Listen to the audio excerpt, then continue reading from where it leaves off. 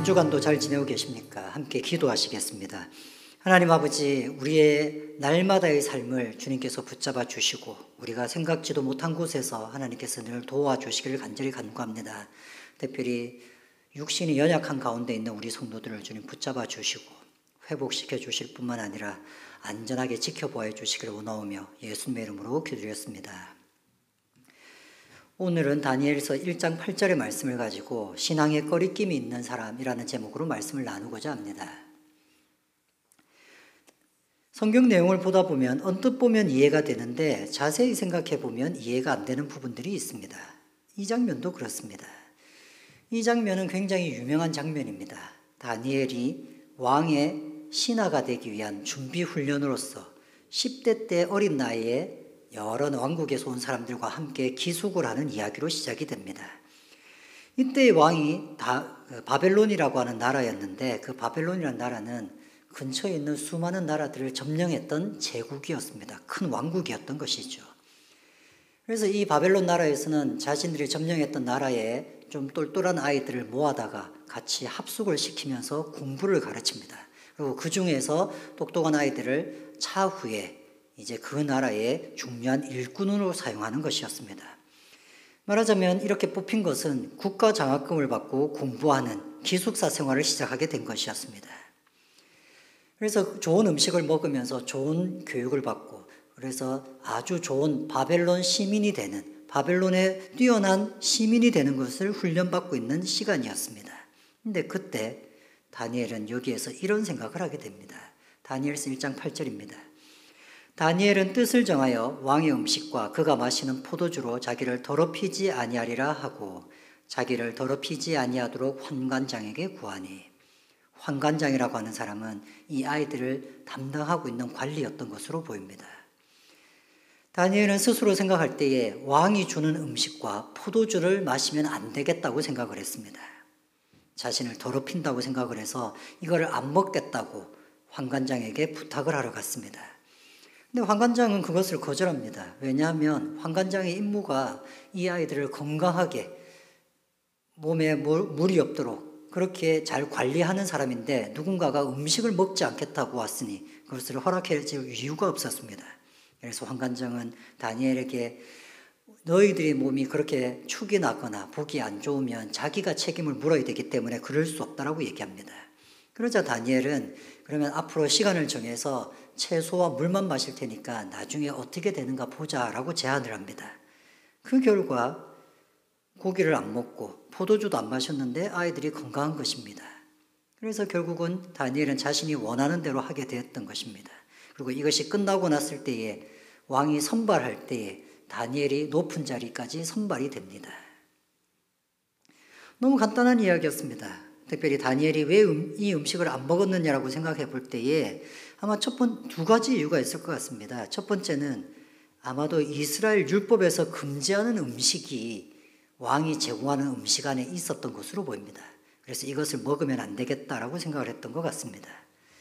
또 한 가지는 바벨론의 신에게 바친 음식을 또 갖다 준 것으로 봐서 우상 숭배했던 음식을 먹을 수 없다고 해서 거절했던 것으로 보입니다. 그래서 이런 부분과 관련된 이 부분에 관련된 주석을 읽다 보면 다니엘에 대해서 아주 칭찬하는 내용이 일색입니다. 대충 이런 내용입니다. 다니엘은 왕의 명령보다 하나님을 높이는 것이 더 중요했던 사람이기 때문에 왕의 명령을 어겨서라도 하나님의 율법을 지키고 싶었다. 이렇게 얘기하는 것이죠. 그러면서 이런 바벨론의 문화에 물들지 않고 오롯이 하나님만을 제일 높이 섬기는 그 다윗을 칭찬하는 내용이 대부분의 내용입니다. 근데 잘 생각해 보면 다니엘은 바벨론이라는 나라에서 아주 높은 자리까지 올라갔다. 그것도 짧게 생활을 했던 것이 아니라 그 인생 거의 평생을 고위직에서 생활했던 사람이었습니다. 그는 바벨론 문화에 완전히 적응한 사람의 대표적인 사람이었습니다. 그러니 바벨론에서 성공할 수 있었던 사람이죠. 바벨론 문화는 더럽고 그들이 먹는 음식도 영적으로 더러운 것이기 때문에 먹지 않겠다. 이것만 너무 강조하다 보면 마치 그냥 바벨론에서 등지고 나와서 산에 들어가서 혼자 사는 사람처럼 다니엘은 그렇게 살았던 것처럼 보일 수도 있습니다. 하지만 다니엘은 그렇게 살지 않았습니다. 다니엘은 바벨론이라고 하는 그 나라의 가장 핵심적인 그 자리에서 남은 평생을 거의 7, 80년 넘는 생활을 살았던 사람이었습니다. 만약에 이렇게 바벨론 문화가 싫었다면 그 주석가들이 얘기하는 것처럼 그래서 하나님만 높이고 왕의 말도 다 어기고 싶을 정도로 바벨론이라는 나라가 싫었다면 그는 왕이 내리는 관직을 받지 않았어야 되지 않을까요? 왕이 내리는 관직을 만약에 내렸는데 거절하면 죽을까 봐 받았다고 한다면 조금이라도 지혜가 있는 사람이었다면 자신의 똑똑함을 드러내지 않았을 겁니다.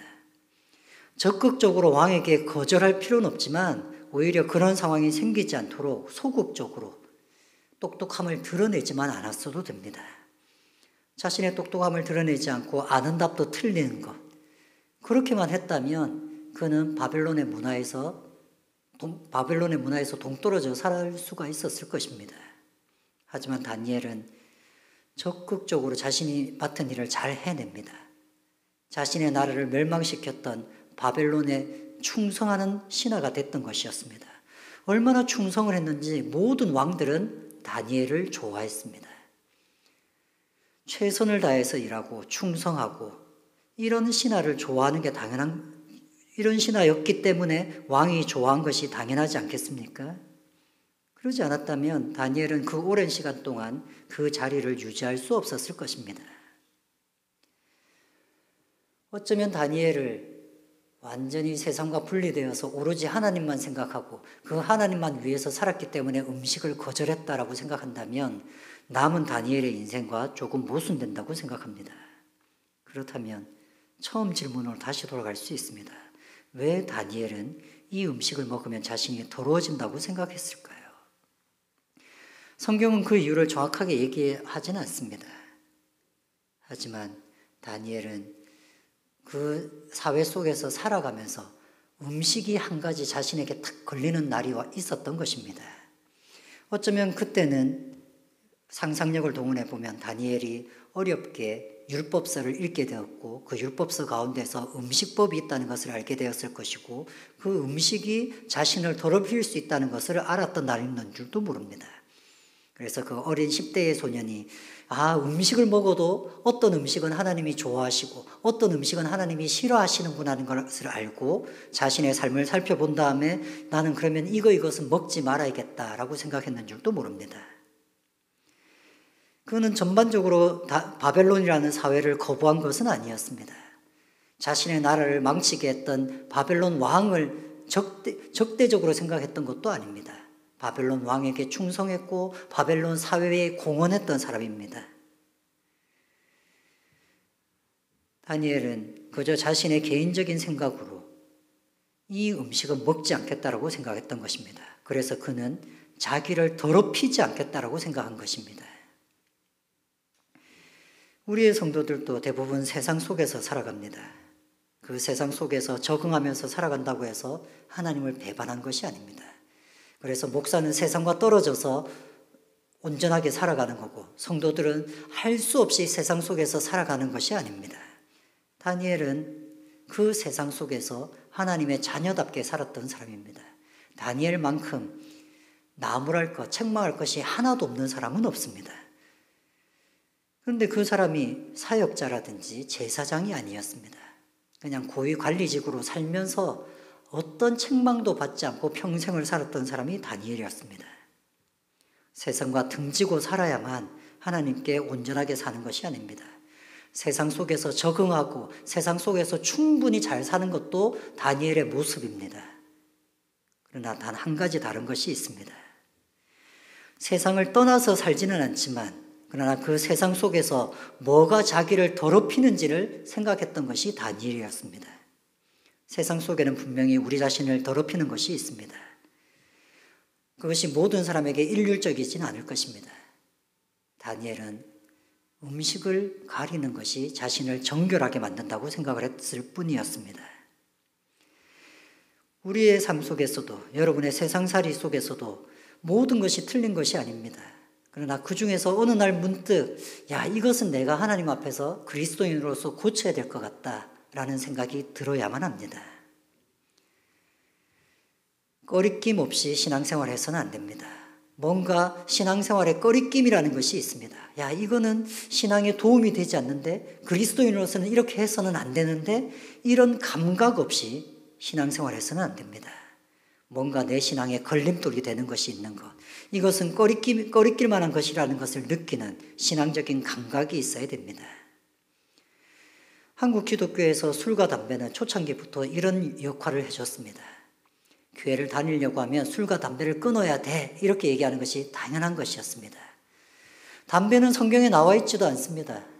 그런데 초기 선교사님들은 술과 담배를 콕 집어서 이 두 가지는 교회에 오면 끊어야 된다고 얘기를 했습니다. 의도적으로 신앙적인 거리낌, 신앙적인 장애물을 만들어 놓은 것이었습니다. 술 끊는 것과 쉬운 일이겠습니까? 담배를 끊는 것도 쉬운 일이겠습니까? 네, 둘 다 쉬운 일이 아닐 겁니다. 신앙생활을 오래 하는 사람들에게 야, 이제 이 정도 신앙생활 했으니 이제는 술과 담배를 끊어, 이렇게 얘기해야 될 것 같은데 그렇게 얘기하지 않고 오히려 이제 신앙생활을 시작하는 사람에게 술과 담배를 끊으라고 요구했던 것입니다.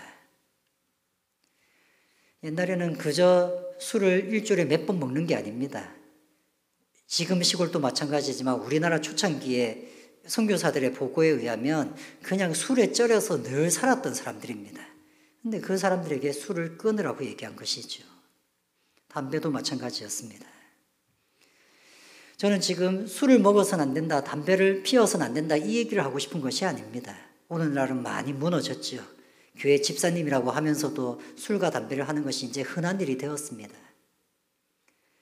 저는 술과 담배를 콕 집어서 이거는 절대 하지 마십시오, 이런 얘기를 하고 싶은 것이 아니라 신앙생활은 그런 것 하나라도 꺼리낄 때에 멈출 수 있어야 된다는 것입니다. 자기 자신에게 신앙에 거리낌이 있다면 멈출 수 있어야 됩니다. 지금 다니엘은 그것을 멈추기 위해서 환관장에게 부탁을 했습니다. 이것은 환관장이 들었을 때 깜짝 놀랄 만한 일이었습니다. 왕이 안다면 큰일 난다고 말렸던 일이었습니다. 그만큼 어려운 일이었습니다. 또 여러분 한번 생각해 보십시오. 만약에 10대의 자녀를 가지고 있는 부모님이라면 잘 아실 겁니다. 이 10대의 남자아이가 나는 고기를 먹지 않을래, 이렇게 얘기하는 게 쉬운 일이었겠습니까? 절대 쉬운 일이 아니었을 겁니다. 다니엘의 위대함은 이곳에 있습니다. 자기의 신앙에 꺼리낌이 있는 것을 아무도 뭐라고 하지 않았는데 자기가 발견한 것입니다. 그리고 그것을 거의 생명을 걸다시피 하고 지켜냈던 것입니다.